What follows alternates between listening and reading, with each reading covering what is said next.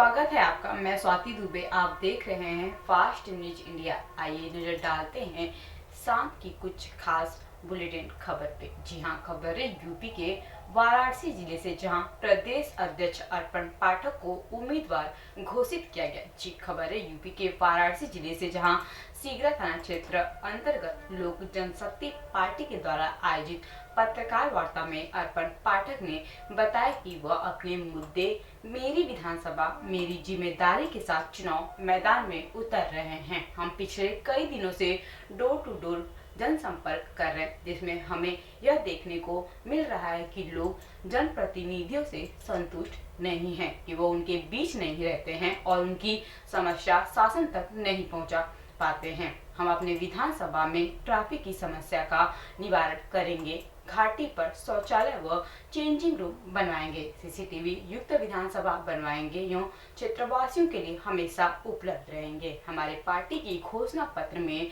युवाओं के लिए युवा आयोग, महिलाओं के लिए 33% आरक्षण, महंगाई तत्काल रूप से कम करेंगे, बेरोजगार भत्ता 2000 महीना करेंगे, सरकारी रिक्त पदे जल्द से जल्द भरेंगे, किसानों के लिए कई प्रकार की छूट इत्यादि बताया। देखिए रविंद्र गुप्ता की यह खास रिपोर्ट। ऐसी तमाम ताजा खबरों के लिए बने रहिए फास्ट न्यूज इंडिया के साथ। अर्पण पाठक लोक जनशक्ति पार्टी रामविलास का वाराणसी शहर दक्षिणी का प्रत्याशी है। प्रेस कॉन्फ्रेंस बुलाने का उद्देश्य क्या है? प्रेस कॉन्फ्रेंस बुलाने का उद्देश्य है कि मैनिफेस्टो हमारा पार्टी ने जारी किया है और हमारा पर्सनल विधानसभा को लेकर भी मैनिफेस्टो जारी किया गया है। तो ये मैनिफेस्टो को जन जन तक पहुंचाने के लिए हमारा विचारधारा क्या है, उसको पहुंचाने के लिए हमने प्रेस कॉन्फ्रेंस। सभी पार्टियां जैसे लुभावना दे रही हैं लोगों को, आपकी पार्टी किस तरह का मैनिफेस्टो में क्या क्या सुविधा है? मैनिफेस्टो में बेसिक हमारा जो मुद्दा है हमने अभी बताया, जैसे कि ऑलरेडी की महिलाओं के लिए 33% आरक्षण है, युवाओं जो बेरोजगार युवा हैं उनके लिए 2000 रुपया महीना बेरोजगार भत्ता रहेगा, एक युवा आयोग का गठन होगा और किसानों के उपकरण पे टैक्स फ्री रहेगा और महंगाई पे हम लोग जल्द से जल्द महंगाई पे काम करेंगे और उसका निवारण करेंगे। कितने सीटों पर चुनाव लड़ रही है आपकी पार्टी? उत्तर प्रदेश में लगभग 100 सीटों पे हमारी पार्टी आदरणीय प्रदेश अध्यक्ष मणिशंकर पांडे जी के नेतृत्व में चुनाव लड़ रही है। वाराणसी किस विधानसभा से कौन कौन प्रत्याशी है?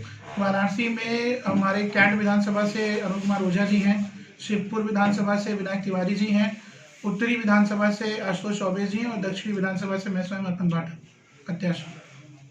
अर्पण जी, पूर्व में आपके वरिष्ठ नेता जो है बीजेपी के साथ गठबंधन में सरकार भी बनाए थे केंद्र में जी, क्या कारण है इस बार आप लोग यूपी में गठबंधन नहीं किए?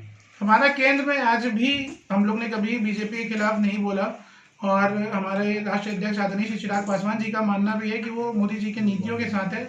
बिहार प्रदेश की बात करें तो हम लोग बिहार के मुख्यमंत्री श्री नीतीश कुमार जी के नीतियों का विरोध करते हैं और व्यक्तिगत भाजपा का हम लोग ने विरोध नहीं किया। और यहाँ पे भी बात हम लोग कोशिश कर सकते हैं, प्रयास कर सकते हैं, लेकिन हमारे राष्ट्रीय अध्यक्ष जी हमेशा युवाओं की बात करते हैं, सबको आगे लाने की बात करते हैं। तो अगर हम लोग चुनाव ही नहीं लड़ेंगे तो फिर पार्टी का कोई मतलब नहीं रहेगा। तो बीजेपी भी तो युवाओं की बात कर रही है, या ऑफर मिला ही नहीं बीजेपी से आपको? नहीं, बीजेपी युवाओं की बात कर रही है तो आप खुद ही उठा के देख लीजिए कितना युवा कैंडिडेट है या कितने युवाओं को मौका मिलता है और किस तरह मिलता है। और ऑफर मिलने ना मिलने की बात है नहीं है। हमारे आदरणीय राष्ट्रीय अध्यक्ष जी हमेशा संगठन के बारे में सोचे हैं, तो सबको आगे ले जाने के लिए ये डिसीजन लेना जरूरी था कि इससे संगठन भी बढ़ेगा और चुनाव हम लोग मजबूती से लड़ेंगे। 100 सीटों पे चुनाव लड़ रहे हैं, क्या घोषणा पत्र है आपकी, क्या मैनिफेस्टो आप लेके चुनाव लड़ रहे हैं, किन मुद्दों पे? मैनिफेस्टो हमारा सबसे जो 3 मुद्दा है, बेरोजगारी, युवाओं, महिलाओं, महंगाई और किसान। महिलाओं के लिए 33% आरक्षण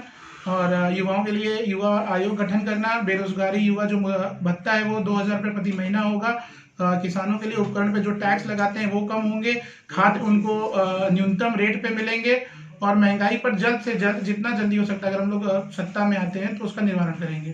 जिन्हें अपना 50 साल का जीवन देश की सेवा के लिए समर्पित किया, उन्होंने हमेशा ये चाहा और उनका प्रयास निरंतर ये रहा कि कैसे लोगों का जीवन बेहतर किया जा सके।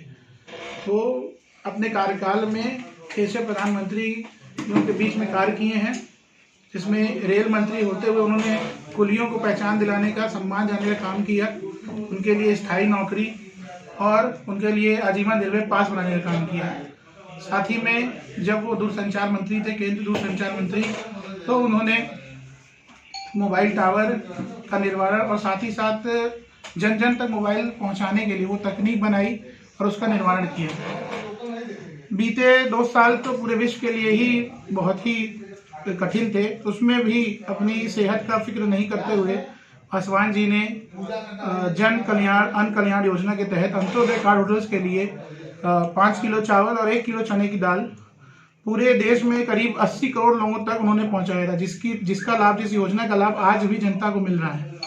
इसी उद्देश्य के साथ पासवान जी हमेशा कहते थे कि मैं उस घर में दिया जलाने चला हूँ जहाँ सदियों से अंधेरा है। इसी उद्देश्य के साथ उत्तर प्रदेश विधानसभा चुनाव में आदरणीय प्रदेश अध्यक्ष माननीय श्री मणिशंकर पांडे जी के नेतृत्व में लोक जनशक्ति पार्टी रामविलास चुनाव में उतरी है कि जन जन की समस्या दूर करेगी और जहां तक विकास नहीं पहुंच पाया है वो विकास हम लोग पहुंचाएंगे। ये मैनिफेस्टो हम लोग का रिलीज हुआ है पार्टी का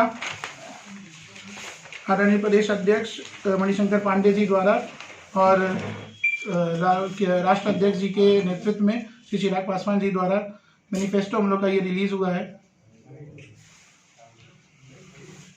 बेसिक मुद्दे जिस पे हम लोग ने फोकस किया है कि सरकारी रिक्त पदें जितनी हैं उनको जल्द से जल्द हम लोग भरेंगे और महिलाओं के लिए 33% आरक्षण का घोषणा भी इस पत्र में है और युवाओं के लिए जो हमारे राष्ट्रीय अध्यक्ष आदरणीय श्री चिराग पासवान निरंतर कहते आए हैं कि युवाओं के लिए यूथ कमीशन होना चाहिए, तो प्रदेश स्तर में भी एक यूथ कमीशन का निर्माण होगा और बेरोजगार भत्ता 2000 रुपया प्रति महीना भी होगा और किसानों के लिए जो उपकरणों पे टैक्स हैं वो 50% किए जाएंगे। महंगाई पे अगर हम लोग सत्ता में आते हैं तो तुरंत तत्काल रूप से उसको घटाने की प्रयास की जाएगी।